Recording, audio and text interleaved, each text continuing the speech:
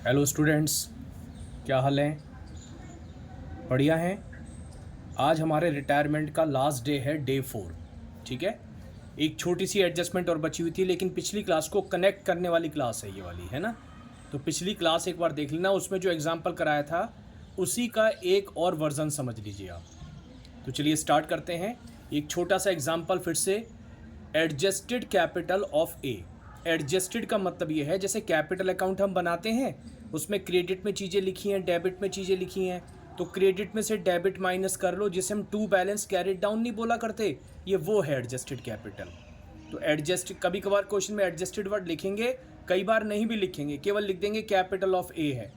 तो ए की capital 50, B की 40, सी की 30, और देखो सी में लिखा हुआ है अमाउंट पेबल टू सी, मतलब सी को पैसे देने हैं, यानी कि सी हमारा रिटायरिंग पार्टनर है इस वाले क्वेश्चन में। Cash at bank, balance sheet में जो बैंक दे रखा है 10,000, और अब लिखा हुआ है, देखो ध्यान से, इसी के लिए मैं आपको ये क्वेश्चन करा रहा हूँ, छोटा सा है एग्जाम्पल।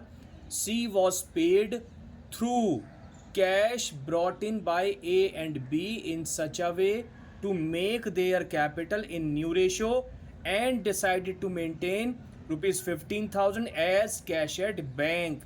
बिल्कुल पिछली क्लास वाली ही लैंग्वेज है, बस हल्का सा चेंज मैंने यहाँ पर किया है कि इस बार वो कैश बैलेंस मेंटेन करना चाहते हैं 15,000 का, जबकि पहले से है 10,000। यानी कि इस बार इनको पैसे और लाने पड़ेंगे, तभी तो बैलेंस मेंटेन हो पाएगा। 5,000 और लाने पड़ेंगे। उसके बाद वो कह रहा है आप टोटल कैपिटल बताओ और अमाउंट ब्रॉट इन बाय ए और बी बताओ कि ए और बी कितना पैसा लेके आ रहे हैं। अब इस लाइन का मतलब याद है ना, पिछली क्लास में मैंने क्या बताया था कि सी की पेमेंट हुई है और सी को पे करने के लिए कौन पैसा लेके आ रहे हैं, उन दोनों को सी को पे करने के लिए रिमेनिंग पार्टनर्स पैसा लेके आ रहे हैं। और रिमेनिंग पार्टनर्स कौन कौन है? ए और बी। और इस तरीके से ला रहे हैं कि उनकी कैपिटल नए रेशो में हो जाए। तो मैंने बताया था 3 चीजें चाहिए होती हैं जब कैपिटल एडजस्टमेंट आती है: टोटल कैपिटल, न्यू रेशो, और इस कैपिटल को इस रेशो में, नए रेशो में डिस्ट्रीब्यूट करना। ये तीसरा काम होता है। तो कह रहा है टोटल कैपिटल बता दो और ये बता दो ए और बी कितना पैसा लेके आएंगे। सी रिटायर हो रहा है, ये मैंने यहां लिख दिया है, और रेशो इनके बीच में 2:1 का है। तो देखो कैसे करेंगे। सबसे पहले आप लिखोगे adjusted capital of A. Adjusted का मतलब है एट प्रेजेंट जो ए की कैपिटल बिजनेस के अंदर है, क्रेडिट में से डेबिट साइड माइनस करके जो कैपिटल अकाउंट बनाते हैं। 50,000 एट प्रेजेंट बी की कैपिटल जो है, यानी कि एडजस्टेड कैपिटल ऑफ बी 40,000, दोनों की मिला के कैपिटल हो गई 90,000। यानी कि एट प्रेजेंट दोनों की कैपिटल की बात करें तो 90,000 है। फिर वो कह रहे हैं सी को पे करा गया था, C was paid through cash brought in by A and B. तो सी को जो पैसे दिए गए हैं वो ए और बी लेके आए हैं। तो जब ए और बी लेके आएंगे तो सीधी सी बात है उनका कैपिटल इंक्रीज हो जाएगा। तो अभी 90 है, 30,000 रुपये और लेके आ रहे हैं, किसके लिए? सी को पे करने के लिए। तो हमने यहाँ पर लिखा अमाउंट पेड टू सी, या पेबल टू सी लिखोगे वो भी चलेगा। 30,000 रुपये और लाया गया है ए और बी की तरफ से। तो टोटल अब इनकी कैपिटल 90 से बढ़ के 120 हो गई।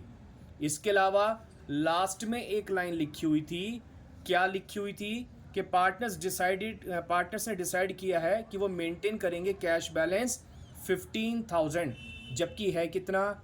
10,000 रुपये है। 15 मेंटेन करना चाहते हैं, इसका मतलब है इनको 5,000 रुपये और लाने पड़ेंगे। तो 5,000 रुपये जब और आएंगे तो इनकी कैपिटल और इंक्रीज हो जाएगी। सीधी सी बात है, पार्टनर जब भी बिजनेस के अंदर पैसा लाएंगे, कोई भी वजह हो, सी को पे करना हो, कैश बैलेंस को मेंटेन करना हो, या XYZ कुछ भी काम हो, अगर पैसा लाया जा रहा है तो उनकी कैपिटल प्लस होगी। भाई पार्टनर पैसा लाएंगे तो अपनी कैपिटल में तो ऐड करेंगे, तो उनकी कैपिटल इंक्रीज होती चली जाएगी। तो मैंने लिखा कैश एट बैंक 15 मेंटेन करना चाहते हैं, 10 ऑलरेडी है, तो 5,000 रुपये और लेके आएंगे। तो अब सारा अगर ऐड कर लें तो ए और बी की कैपिटल निकल के आ जाती है 125। भाई 90 पहले थी, 30 इसके लिए लाए, 5 और लेके आए, तो ये तो हमें पता पड़ गया कि टोटल 35 ला रहे हैं, तो इनकी कैपिटल 125 हो गई।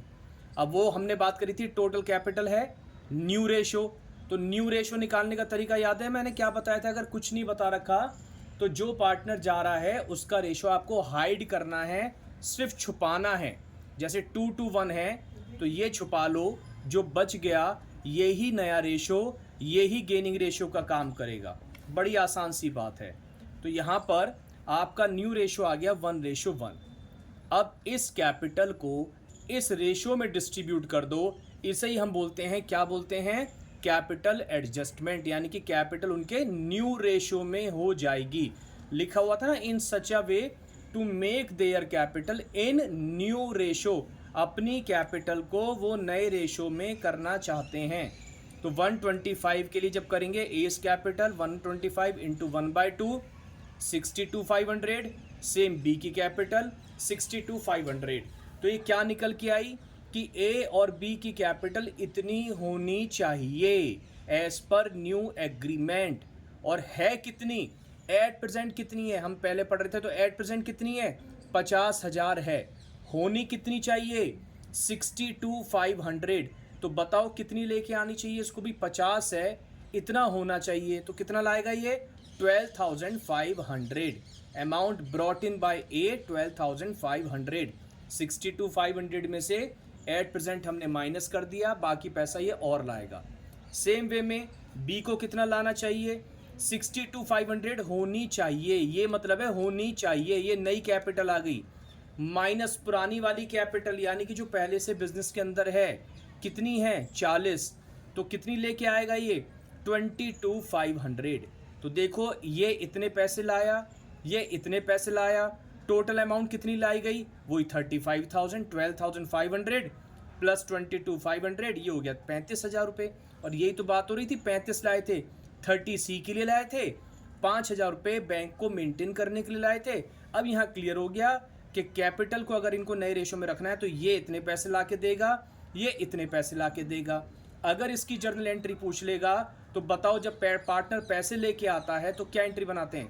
जब भी पैसे आते हैं तो बैंक बैलेंस क्या होता है? इंक्रीज। और जब बैंक बैलेंस इंक्रीज होता है तो बैंक को क्या करते हैं? डेबिट। तो बैंक अकाउंट डेबिट। और जब पार्टनर पैसे लेके आते हैं तो कैपिटल क्या होगी उनकी? इंक्रीज। कैपिटल भी बढ़ जाती है।